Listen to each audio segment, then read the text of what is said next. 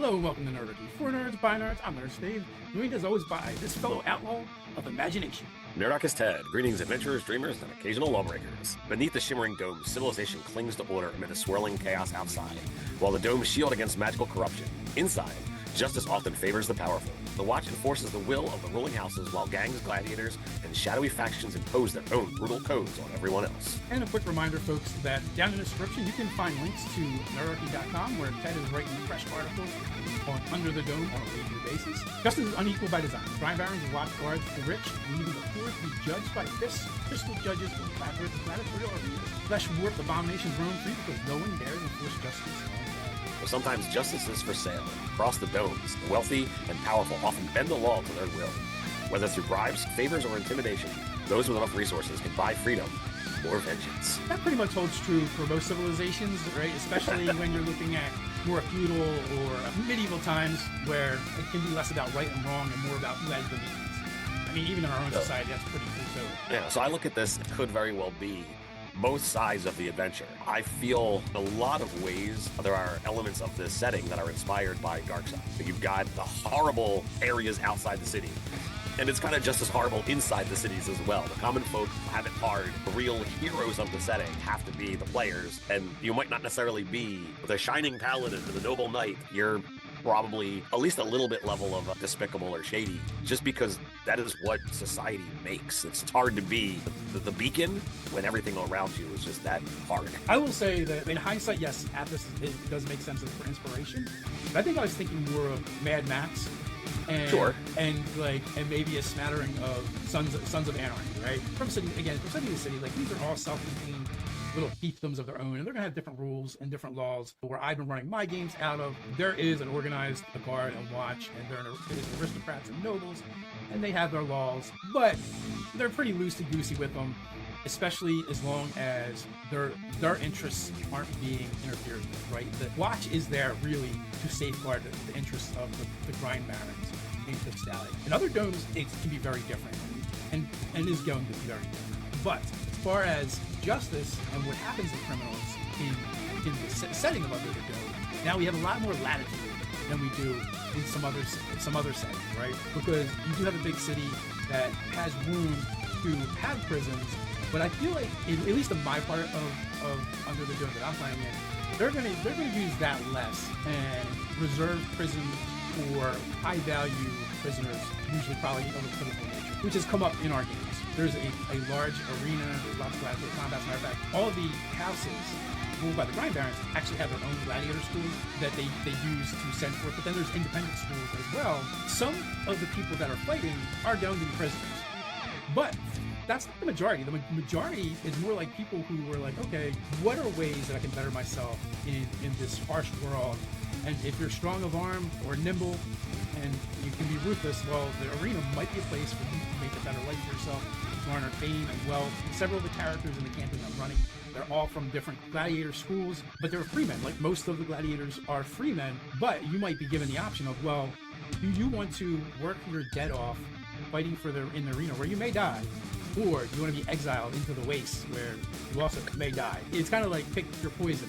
But also, like the arenas in Crystallia, they serve the purpose of keeping the citizens occupied and entertained, and giving them just something to look forward to in their dreary lives that will hopefully keep them from realizing that perhaps there's enough of them to actually rebel or revolt. Yep. Yeah, and that's the dangerous situation to kind of come into, but that's how it goes sometimes. In the campaign, matter of fact, talking about those prisons, which Under the Dome in Crystallia is set up, you have a vast underground cavern that's been cultivated into an undercity where they have fisheries and they grow mushroom forests and fungus. And then you have the street level, which is where the industry kind of happens, and most of the commoners will work, well, I would say the other half, right? Either they're working in the undercity or at the ground level, and then the spires are actually the towers and buttresses that are all way above the citizens below, and that's where the nobility and the wealthy are. But that is also where the adventuring party, Radagruffs, had to free Master Dyson to be put as a prisoner, because the gladiators were actually trying to organize and unionize for more rights. And the last thing that the Grind Barons wanted to happen was for all these trained warriors to come together in a unified cause. Yeah, they're like, oh, we can't have that. So that's a plot line that's still technically loosey-goosey out there. Haven't been completely resolved yet. But we've had some bigger fish to fry as of late. So again, if you're Settins and you choose Gladiator way, maybe you could bribe your way to easier fights, or fights that are thrown, or fights that aren't to the death, to kind of work off your debt. Not completely risk-free, but a lot safer than leaving the dough. Yeah, and that's the fun political angle of how it goes. Bribes and favors. You might wind up like, okay, well, I have to fight in the arena and do X amount of fights. But what kind of back alley deals can be made of, okay, well, if you can get me safer fights, then I'll do these other things for you once I'm free. And that can kind of like work in a whole campaign arc of, all right, well, now I've got a benefactor and I've made it through the arena, but now I've got other things that I have to do either inside the city or outside the city, which outside the city has its own challenges. So I kind of have a little bit of a real world story that goes along with the theme of justice for sale. But when I was a young man, in my early 20s, I worked at a lumber company, and one of the older guys that worked there, he was a carpenter. He was old then, 60s, 70s, and he was working part-time. In his youth, he had gone over to Saudi Arabia and worked there for, I don't know, 6 months, a couple years, whatever it was. But they would pay really good for Westerners to come in and work. And like, I don't know if it was weekly or monthly though, they would have live executions, right? Now it didn't always happen, but if there was someone that was going to be executed, it was a public thing that was done. And he went a bunch of times and nothing would happen, right? So he stopped going and gave up on it. And then the one time he didn't go, one of the people he worked with did, and he comes back and the guy's just like, pale and he's got this look on his face and he's like, what happened? The bastards didn't pay. There was an execution, and the thing was, the family would bribe the executioner to sharpen the blade. Oh. And they did it, right? So like, there's things like that we can like pull into our game and kind of like make it more real and locked into how things really work. Maybe too real, but I felt that went right along with Justice for Sale. That's a bit dark, but for a setting like Under the Dome, that could be a really good talking point in addition to the setting. The law of the streets, in the tangled alleys, tunnels, and outlands beyond the spires, official laws mean gangs, mercenaries, and gladiators enforce their own brutal code. Survival often depends on loyalty and reputation, not innocence. Like we mentioned, in the cities, there is a lot of parts that are somewhat lawless. Even though there is a watch, they are only looking after the Grind Barons' interests. Like if you go into the mushroom forest and start trying to mess with them, they're going to do their job. Mess with the hatcheries and fisheries, they're going to do their job. Mess with the grind factories, they're going to do their job. Some poor schleb being mugged and stabbed for his purse, it's not their problem. But that doesn't mean there is nothing going on, because in one of the things that my players wanted to see introduced was the idea of drag racing and motorcycle gangs. So if you have these motorcycle gangs, they're going to claim territories, they're going to enforce their own laws, right? Now, they may not be opposed to being some schlub being mugged, but they might be opposed to some schlub being mugged by you, right? So, and also, like, maybe they offer protection.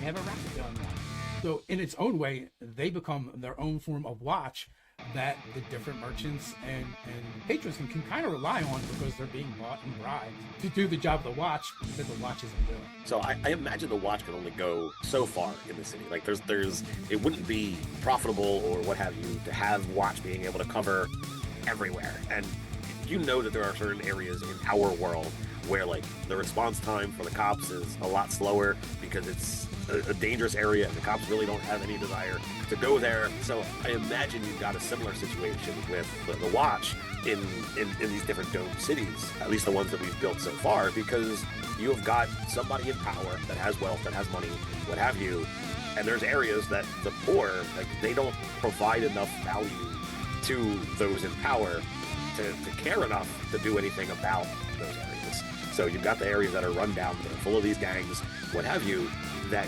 you then can have these things that almost, you know, have that gang run or crime run. It's a great place to put things like your thieves guilds and those kind of things. So you can sit back and say, all right, well, sure, these are the laws of the city, but then these are the laws of this area.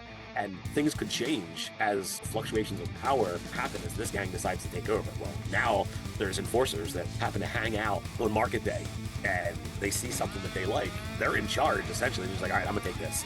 And like, you could have this whole scene show up where like the players might be interested in an item and the dudes just come up and take it. How do you handle that justice? Like, do you start a war with these gangs that are currently in charge? Do you pay the merchant before the item?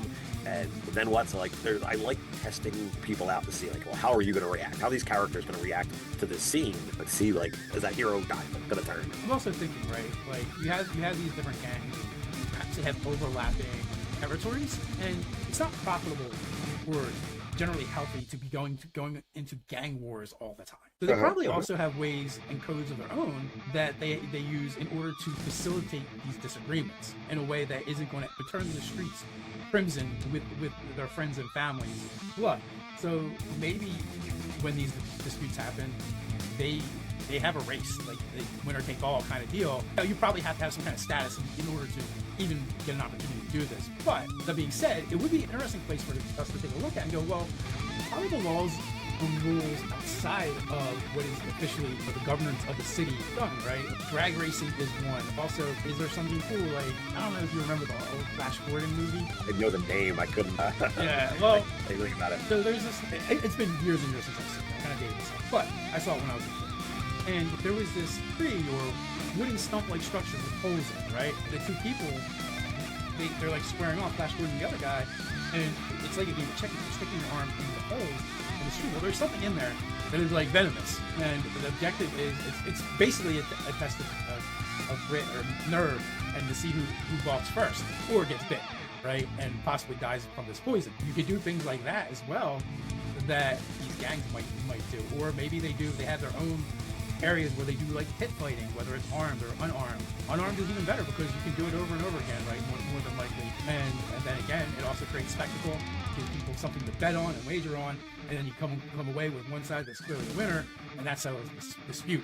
So I feel like there's a lot of nuance and places where we can kind of poke and prod to find these like interesting solutions that might be outside of a normal civilized law system. I think like any kind of game, could work. And like I know card games are a big thing, movies and tropes across many different genres. So I think it could be amusing of like what would it be like if gangs were settling things over like a game of poker or Three Dragon Ante, whatever you want to call it. I think combat, and maybe even like not even combat to the death, could be a way to resolve one of these things. Like imagine if they fought with blunted blades and it was to 3 strikes, where all you have to do is land the hit and see what happens. I think that could be an interesting format for a duel. And this way you're not killing your enemy, but you're defeating them and essentially taking the power.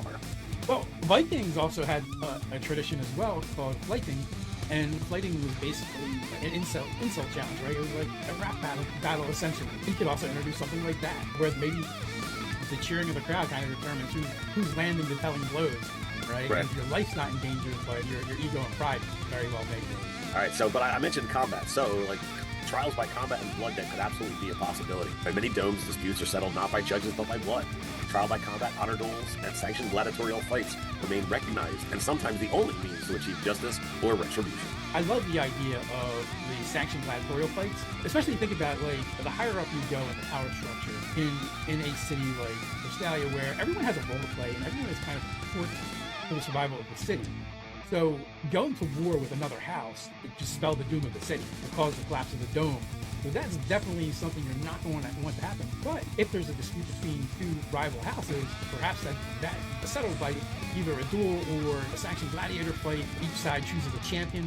So the powers that be then themselves are never in any real physical danger as usual, and they just send out their underlings who can fight for the honor and glory of their house. Would definitely be cool, and also it would be like a citywide event, right? Like it would be a big deal when these happen.